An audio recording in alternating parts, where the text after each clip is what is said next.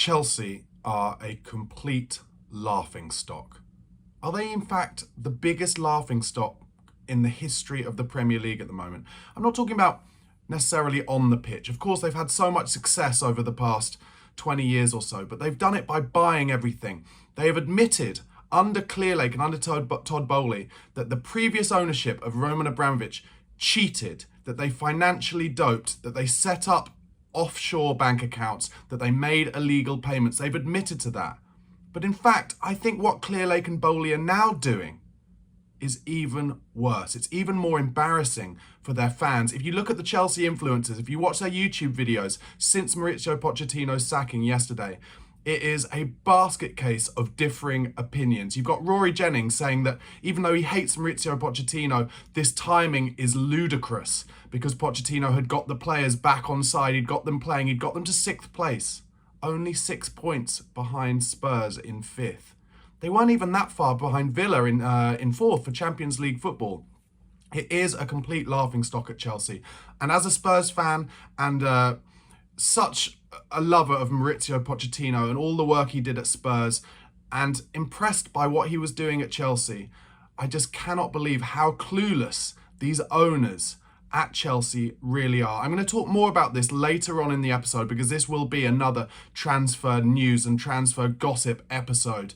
But I will go into it later and talk more about who is potentially being talked about replacing Mauricio Pochettino at Chelsea and what an absolute joke it is that they are going full football manager and thinking by just getting everybody who's young and inexperienced, that can take you to the top of the game. It can't and it won't. And I don't think I'll be proven wrong. But as I said, this will be another transfer rumour and news show. Guys, thank you so much for watching. Please do press like on this video. Please do subscribe to this for daily transfer news and Premier League stories this summer. Also, this is available as a podcast on Spotify and Apple Podcasts. Just type Barnaby Slater into the podcast search engine there and you will find this. Also, if you want to become a member, it's only £1 a month to help me keep making this daily content. All the details of how to become a Patreon or Pro member in the description box below. But let's get into the transfer gossip and start at Tottenham Hotspur. Yesterday, I talked about how they were linked with Ivan Toney. Today, another high-scoring number 9 from the Premier League. Dominic Solanke, still only 26, which surprised me, but he scored a lot of goals in the Premier League for Bournemouth this season. He hasn't got on Gareth Southgate's plane to the Euros, something I'll talk more about later in the episode too.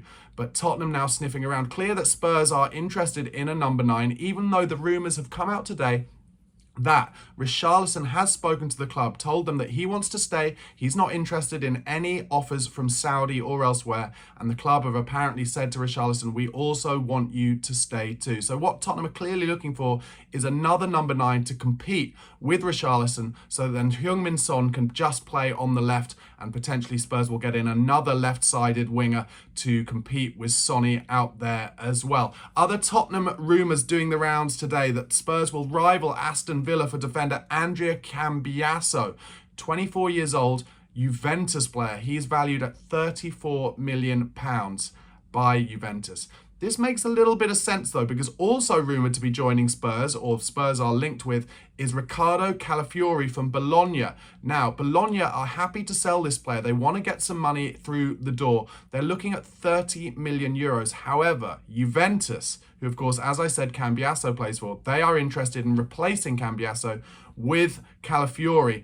And the player apparently would rather stay in Serie A and play for Juventus then come to the Premier League. So that's what Spurs are sniffing about, and at the moment they're still looking for that 4th centre-half to compete with obviously Van de Ven, Romero and Radu Dragushin, and then also the big number 9. Meanwhile, other transfer rumours doing the rounds today. Arsenal, Manchester United and Liverpool in a tug-of-war for Benfica player Antonio, 20 years old, centre-half with a lot of raw potential.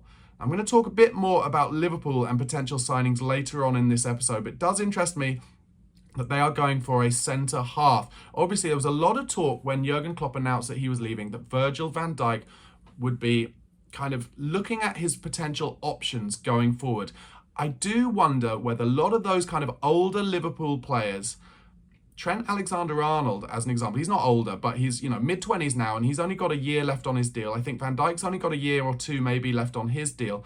And let's face it, the difficulty in following a legacy at Premier League clubs has been proven, all the way back to how hard it was for Man United to follow Matt Busby and winning the league and the European Cup back in the day. All the way through to Liverpool and how hard it was for them to follow Kenny Dalglish and all the success he had in the 90s. And then even when Manchester United lost Sir Alex Ferguson, how bad have they been since? So I do wonder whether a lot of those Liverpool players who have been a big part of it, I'm talking about Van Dijk, I'm talking about Alisson, I'm talking about Salah, I'm talking about Trent Alexander-Arnold, will they now be speaking to their agents and wondering, do they want to take a risk on the Arne Slot revolution? It looks to me like Slot and, of course, the recruitment team who Liverpool have got in, I think it's Edwards, isn't it, who they brought back into the club. They are going to be looking at young, raw potential coming through the door, kind of not dissimilar to what Chelsea have done, but trying to pick up those young players who can grow with another new start at the club. But as I said, Liverpool, Manchester United and Arsenal fighting over the Benfica centre-back Antonio. Be interesting to see what happens with that. Let's keep on with Manchester United though. Talked yesterday about them being interested in Jared Branthwaite at Everton. Well, apparently Everton have slapped an £80 million number on Branthwaite. If anyone wants to come and get Jared Branthwaite, the centre-back, who's only really had one successful season in the Premier League, if anyone wants to come and get him, they want £80 million. Apparently that has priced Manchester United out of the market, because yesterday a story came out that Manchester United, before players that they're able to sell, will only have £35 million to spend. Now, of course, in keeping with the British press, a story has then come out today saying actually, once we get past June the 30th and they're into the next financial year's profit and sustainability rules, there will be more money to spend. But certainly by the sounds of it, before June the 30th, only £35 million in the coffers for Manchester United to spend. So they have apparently kind of turned away from Jared Branthwaite and are now looking at Crystal Palace's Mark Gahey, who was named in Gareth Southgate's squad to go to the Euros yesterday. If I'm a player looking at whether Manchester United is the place to go for me, I would be sitting and waiting for now, because from everything I hear, with the managerial merry-go-round having properly started yesterday with the sacking of Mauricio Pochettino, Erik ten Hag is on borrowed time. I have a lot of family and friends who are Manchester United fans, and they want to give Erik ten Hag longer. They feel like the injuries that Manchester United suffered from this season really affected their chances of doing well. And obviously the main one they talk about a lot is Lisandro Martinez, who has come back to fitness towards the end of the season. But if I'm someone like Mark Gahey, if I'm Jared Branthwaite, or anyone else who Man United is supposedly interested in, I would be waiting and seeing what happens with the manager, Erik ten Hag, this summer. Also, there's been a lot of talk about some kind of unrest behind the scenes at Manchester United. The staff not appreciating Ineos and Jim Ratcliffe coming in and telling them they're not allowed to work from home anymore. And obviously he did that interview where he said he looked around the training ground and it was an absolute state of disrepair. And then also you've got to look at it from their point of view as well. They've come in months and months ago, yet they haven't put any money in behind changing the infrastructure so that Manchester United's theatre of streams, Old Trafford, doesn't stop leaking. It's still leaking whenever it rains there, and it's embarrassing for the club. So I think Ineos have to get their ducks in a row, work out exactly what they're going to do. They're trying to do that on the football side, obviously changing the infrastructure on the football side with the recruitment team and the sporting directors. But they need to do it with the infrastructure of the training ground and the stadium as well, and also just put things in place so that players who are potentially being asked to come and join Manchester United know that they're not going to be made a laughing stock if they do so. As I mentioned, Liverpool interested in that centre-half Antonio, but also Arne Slot has apparently placed Benfica and Turkey midfielder Orkun Koksu, Turkish player, 23 years old, at the top of his wish list. Now, this is what I was talking about when I wanted to talk more about Liverpool and Arne Slot and people coming in with the new recruitment angle that Liverpool have put in place. And whether Arne Slot, for me, whether Arne Slot has the personality and the credibility and the kudos to bring in the type of players that can deal with the politics and the pressure that comes with playing for Liverpool and at Anfield. it's a whole different club up there, similar to Man United, but if anything, even more political, which is, if it's not going right at Liverpool, everything closes in on you so quickly. There's so much pressure there. And Jurgen Klopp was such a huge personality and such a big character that he was able to wear that all on his shoulders. Now, do I doubt whether Arne Slot is a good coach? No, I don't. He's done brilliantly in the Dutch league. But not many managers come from the Dutch league and immediately are successful in the Premier League. And I'm just using this link to Orkun Koksu as an example. He's 23 years old. He's not a huge name in European football. He's obviously a good technical player. I've seen enough of him to know that. But is that the kind of signing that is going to inspire the Liverpool fans? Is it the kind of signing that is going to inspire the other Liverpool players that I previously mentioned to want to stay at the club, to want to sign new contracts, and to think that this new manager and this revolution is going to be as successful as what Jurgen Klopp brought them? I'm not sure it is. You need big ego to go to Anfield and play your football the way you want to do it and try and drag Liverpool by the scruff of the neck to success. And I'm not sure links like Antonio or links like Orkun Koksu for Arne Slot are the kind of players that are going to make Liverpool fans think that this is going to be a successful transition to their new manager. I'm really not sure about that. Let me know in the comments what you think. Maybe you Liverpool fans, any of you watching, maybe you think I'm dead out of order and you've got enough in your spine and enough of the players that Klopp brought in over the last 18 months or so, those young players, enough of those to kind of really take you on a new journey. But I'm just not sure about it, and I think it's going to be hard to follow that legacy. Next bit of rumours, Manchester City. This one came out the left field for me, but actually, if you think about it, after that game where Man City beat Spurs 2-0 at the Tottenham Hotspur Stadium last week, and Stefan Ortega came on for Ederson and did a brilliant job, maybe this rumour shouldn't come as much out the left field, and that is that Ederson is unhappy at Manchester City, and apparently they are potentially willing to listen to offers. Saudi Arabia, of course, maybe one country, one public investment fund who are interested in taking one in my eyes of the top 3 goalkeepers in the world away from the Premier League to play over there. Also, bigger picture, is this the beginning of kind of like the rats deserting the sinking ship at Manchester City? Fabrizio Romano has already said since the end of the season that Pep Guardiola is potentially going to be leaving at the end of next summer. We also know that the inquiry into their financial fair play and profit and sustainability rules 115 charges is likely to be done at the back end of the 24-25 season. Is this the start of Manchester City players getting their ducks in a row and thinking, I do not want to be a part of whatever punishment comes Manchester City's way? Is it going to be potentially a relegation? Well, if you look at the odds for which teams are going to get relegated next season. If you look at a team like Liverpool or Arsenal, the odds on them being relegated, 2,000 to 1. Manchester City's odds, 12 to 1. That just shows that a lot of people, perhaps not many in the know, perhaps there are some in the know, but a lot of people are putting money on Manchester City getting relegated next season. Clearly, that would only be down to a punishment handed out because of their financial doping over the past 15 years, of which those 115 charges are thrown their way. So is Ederson looking at it and thinking, I don't really want to be a part of that, get me a move somewhere else?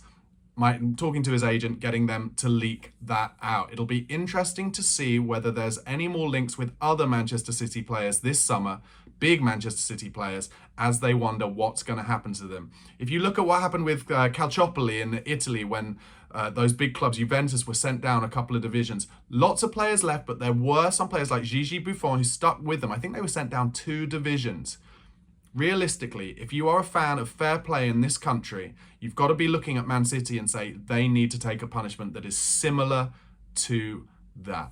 Anyway, moving on. Aston Villa. Thank you all the way. Also, sorry to the Aston Villa fans who watched yesterday's transfer news roundup and gave me some comments. I really appreciate it. I will try and answer all of your comments from other clubs. Obviously, I'm a Spurs fan, so I get a lot of comments from Spurs fans. But any other clubs who are watching this, please do write your comments and I'll tell you what I thought of your season. I have to say, Aston Villa and Spurs, they had some really good matches this season, and there was a little bit of stick between Spurs fans and Villa fans, but I had to say it yesterday in the comments. I think Aston Villa had an incredible season, and Unai Emery is doing a great job. And look, no surprise, the owners of Aston Villa have really invested in the past few years, and now that they're in the Champions League, all the talk is they're going to continue to invest hard this summer too. Apparently, they've already lodged a bid of 12.8 million for Sevilla defender Marcos Acuna. He's 32 years old, so really experienced, good defender, but 12.8 million for a 32-year-old from Spain is a lot of money. Villa also rumoured to be interested in Italy defender Raul Bellanova, 24 years old, after impressing in his first season at Torino. So, looks like Villa are looking to shore it up at the back. Obviously, they had Clement Longley on loan there this season. Doesn't really look like they're going to carry on with him. So they're looking to add experience and talent to their backline as they head towards another season of European football next season, but this time in the big one, the Big Ear Trophy, the Champions League, and its new format where I think every club plays at least 8 games, may even be 10 games in this kind of ginormous 64 league team format. Incredible. Raul Bellanova, who Villa are interested in, also interesting Manchester United and West Ham. So that's today's transfer rumours, but I've got to, as I said I would, talk about Chelsea a little bit more. It's completely laughable if you ask me. And the key thing that I've noticed since yesterday, and I'm recording this at lunchtime on Wednesday, so there might be a change before this comes out, but the key thing is that the players do not look happy about it at all. Cole Palmer wrote on his Instagram, thank you to Mauricio Pochettino. Nicholas Jackson, who I do not rate as a player whatsoever. Chelsea fans, let me know if you think I'm wrong, but I do not think he's going to be proven to be the next Didier Drogba. But he is clearly devastated that Pochettino has gone. He posted on Instagram with kind of emojis with the kind of emoji person covering his eyes. Could not believe that they'd let go Pochettino. Also, as well as the players suffering apparently, or players that being in a WhatsApp group meltdown since the decision, and apparently they were not told by the club before they found out through Sky and social media themselves, which is another example of the Chelsea owners just being absolutely amateur. But the managers who are being properly linked as of lunchtime today with that Chelsea job, Kieran McKenna of Ipswich and Thomas Frank at Brentford seem to be top of the list. And also, Chelsea have apparently ruled out going backwards. So no Tuchel, no Conte, no Jose Mourinho, which I know a lot of influencers wanted Jose Mourinho to go back there. They felt like he might be the man to go and make the most out of this young billion-pound squad. But for me, that would absolutely be the wrong way to go, because Jose Mourinho is a stick manager, not a carrot-based manager. And those young players, these Gen Zs, they need arms round the shoulder, which is something that Pochettino did so well with that, which is another reason why I think it's so mad. But all the talk coming out of Clearlake and Todd Bowley and all of those owners is that they don't want to go backwards, and they don't want to go for Roberto De Zerbi either, which really surprised me, because I assumed that if they're going to get rid of Mauricio Pochettino, and obviously they've already taken the sporting directors from Brighton, they've taken a lot of the scouts and the backroom staff, that going for De Zerbi, who was obviously the Brighton manager and had been appointed at first by those men, I thought that is where Chelsea are undoubtedly going to go. But apparently not. As of lunchtime today, that is not where they're looking. They're looking at McKenna at Ipswich, who won last night's League Managers Association Manager of the Year, by the way. So he's obviously a great coach. He used to be a coach at Spurs. He was a coach at Manchester United, I think, under Solskjaer. He's got a lot of talent, but he's never managed at the top level. He's never managed in the Premier League. And you've got to look at it from the player's point of view. How are they going to feel when if a manager walks through the door who has never managed at the top level? And he's never really played at the top level either, so he doesn't have that to fall back on. Look, I could be proven wrong, but if they go for Kieran McKenna, I just cannot see those players taking that in and loving it straight away. He's so young as well. I don't know. Let me know what you think in the comments. Thomas Frank, for me, underwhelming. Only ever really played at Brentford, where, sure, they play okay, nice football, but mostly in a low block and on the counter-attack. And Chelsea came out with a statement through Kave Solokol on Sky yesterday saying they wanted to play possession-based, front foot. I think the words they used were they wanted a team that are obsessed with possession, making chances. Thomas Frank is not that manager, or at least so far he hasn't proven to be. Really fascinating time. Like I said, Chelsea fans, get in the comments, let me know what you think. It's difficult as a Spurs fan to feel sorry for you guys, because obviously you've done so much, so well over the years and really thrown it in our faces. But this is clearly a difficult time for Chelsea and a fascinating development over the past 2 years or so, 3 years since Abramovich got his sanctions and had to sell the squad. I have to talk a little bit about Gareth Southgate's preliminary squad for the Euros. No Marcus Rashford, no Ben Chilwell. I think England have got real problems at left back, because any time that Kieran Trippier plays left back for England, I just think we are completely lacking any balance. He has taken Luke Shaw with him into the preliminary squad, but he's said it is a long shot for Luke Shaw to make it to the final squad. He's hardly played any games. Blimey, I don't know. England also looks so light at centre half.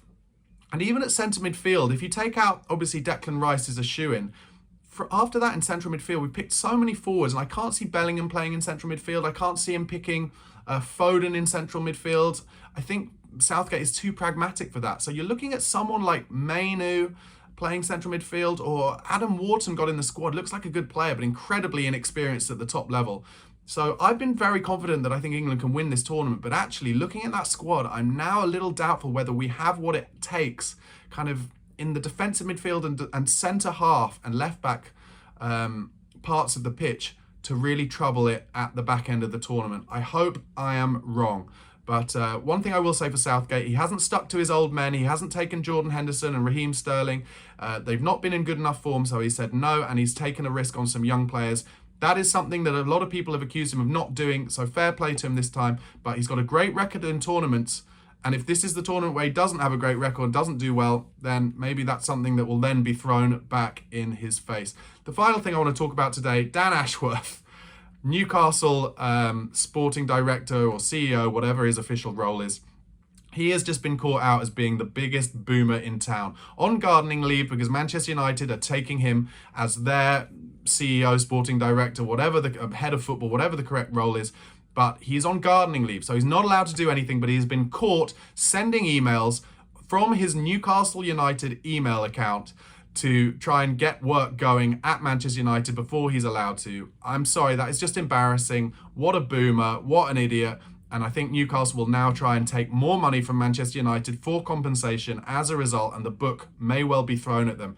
And look, that's embarrassing, and that's what happens when, you know, states get involved with running football clubs. They just think you can do anything because they can. Saudi Arabia can, Abu Dhabi can when it comes to Manchester City.